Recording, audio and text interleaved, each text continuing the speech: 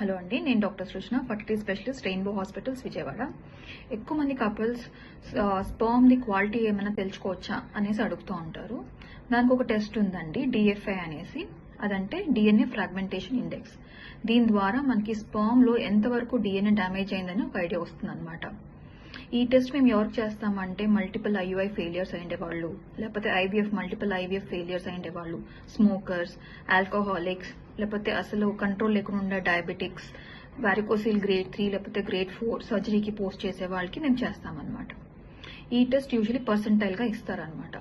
ఇప్పుడు DNA fragmentation index less than 15% ఉంది అంటే ఎక్సలెంట్ ప్రెగ్నెన్సీ అవుట్కమ్ అనేసి. అదే 15 to 25% ఉంది అంటే ఫెయిర్ ప్రెగ్నెన్సీ అవుట్కమ్ అని చెప్తారనమాట. అదే మనకి 25 to 30% పైన ఉంది అంటే కాంప్రమైజ్డ్ ఫర్టిలిటీ అంటారు. అంటే మనకి ఎక్కువ శాతం స్పర్మ్ ది డిఎన్ఏ డ్యామేజ్ అయింది అని అర్థం. ఇట్లా వాళ్ళకి మనం యూజువలీ లైఫ్ స్టైల్ మోడిఫికేషన్స్ చెప్తాం.